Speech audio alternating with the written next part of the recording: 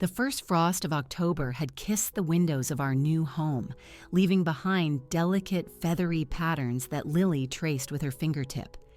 It had been 3 months since our lives had been violently upended, and then, just as suddenly, set on a new course. The house, Grandfather William's house, was slowly becoming ours. Mark had built shelves for my books in the living room, and the scent of freshly cut wood mingled with the cinnamon and cloves I'd been simmering on the stove. This was the peace I had fought for, a fragile quiet that I guarded with the ferocity of a she-wolf. Lily's sessions with Dr. Keller were a steady, twice-a-week rhythm in our new life. She was learning to name the shadows, to understand that the monster in her story wasn't her, but the lie someone else had told. Her laughter, once a rare and precious bird, was beginning to return, filling the high-ceilinged rooms with a sound I had desperately missed. She was even drawing again, her sketchbook slowly filling with vibrant landscapes instead of the dark, tangled shapes that had dominated its pages in the weeks after the incident. One crisp Tuesday afternoon, I was at a local market picking up apples for a pie. The air was filled with the scent of autumn, and for a moment I felt a sense of normalcy, of simple, uncomplicated domesticity. Lily was at school, Mark was at a site meeting across town, and I was just a woman buying groceries. Then I saw her, my mother. She was standing by the dairy case, looking smaller and more worn than I had ever seen her. Her shoulders were stooped, and there were new, deep lines etched around her mouth. Our eyes met across a display of artisanal cheeses, and the world seemed to tilt on its axis. Her face, a mixture of shock and something that looked like desperation, was a mirror of the turmoil that instantly erupted inside me. I wanted to turn, to abandon my cart and flee, but my feet were rooted to the linoleum floor. She took a hesitant step toward me, her hands clutching her purse strap so tightly her knuckles were white. "Amelia," she said, her voice a dry, rasping whisper. It was the first time she had spoken my name in months. I said nothing, my face a cold, blank mask I had perfected long ago. The memory of her standing in the backyard, her words a cold dismissal of my daughter's character, flashed in my mind. She's always been the jealous type. The wound, which I had thought was beginning to scar over, tore open again, raw and bleeding. I just wanted to say," she stammered, her eyes pleading, "your father and I, we miss you. We miss Lily." The words were a slap. Miss us? They hadn't missed us when they were so eager to condemn an 8-year-old child to protect the fragile ego of their favored son and his manipulative wife. "Do you?" I finally asked, my voice devoid of any warmth. "Because it didn't seem like you missed us when you were telling the police my daughter was a malicious, jealous child." Her face crumpled. "We didn't know, Amelia. Claire had us so convinced.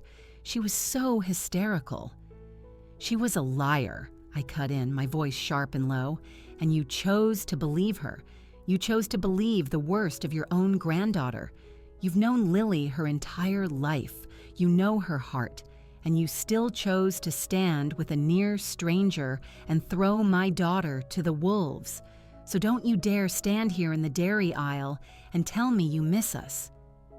Tears welled in her eyes, but I felt nothing.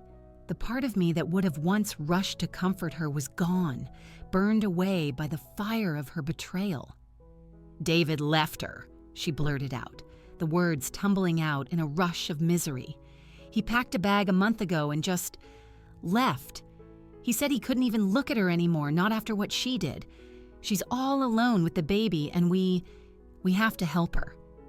I stared at her, the sheer, breathtaking selfishness of her statement sucking the air from my lungs. Even now, even after everything, her primary concern was Claire, her son's broken marriage, the mess they had helped create. "That sounds like a problem for Claire," I said, my voice flat. "And for you, it has nothing to do with me or my family." I pushed my cart past her, the wheels squeaking in protest. "Amelia, please," she begged, reaching out a hand to touch my arm. I flinched away as if her touch were toxic. "Don't," I warned, my voice trembling with a rage I had kept locked down for months. "You don't get to do this. You don't get to destroy my daughter's sense of safety and then ask for my sympathy because your perfect little world fell apart.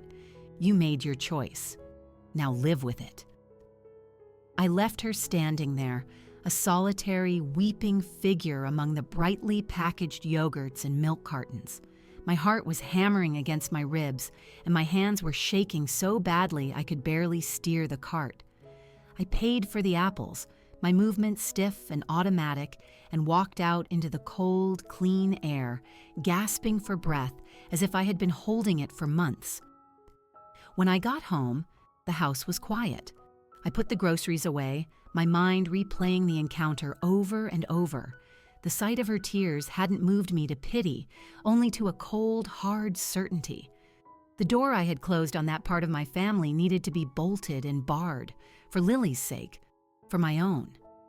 Mark came home an hour later to find me sitting at the kitchen table, staring blankly at the wall. He took one look at my face, dropped his briefcase, and was by my side in an instant. "What happened?" he asked, his voice gentle. I told him everything, the words pouring out of me in a torrent of long-suppressed pain and anger. He listened, his hand covering mine, his presence a solid, unwavering anchor. When I was finished, he simply said, "You did the right thing." That night, after we tucked Lily into bed, her breathing soft and even in the quiet of her new room, Mark wrapped his arms around me. "This is our family," he whispered into my hair. "You, me, Lily, and your grandfather. This is what matters." I leaned into him, the warmth of his embrace chasing away the last of the chill from the grocery store. He was right. The betrayal had taught us a brutal, necessary lesson about the nature of love and loyalty. We had lost a family, but in its place we were building something stronger, something truer, something that could never be broken by lies. The next day, Grandfather William came over. I didn't have to say a word. He saw the lingering shadows in my eyes and simply squeezed my shoulder. "Some trees have branches that are rotten," he said, his voice raspy but kind. "Sometimes, for the health of the whole tree, you have to prune them away." He looked out the window at the old oak, its leaves now a brilliant tapestry of red and gold.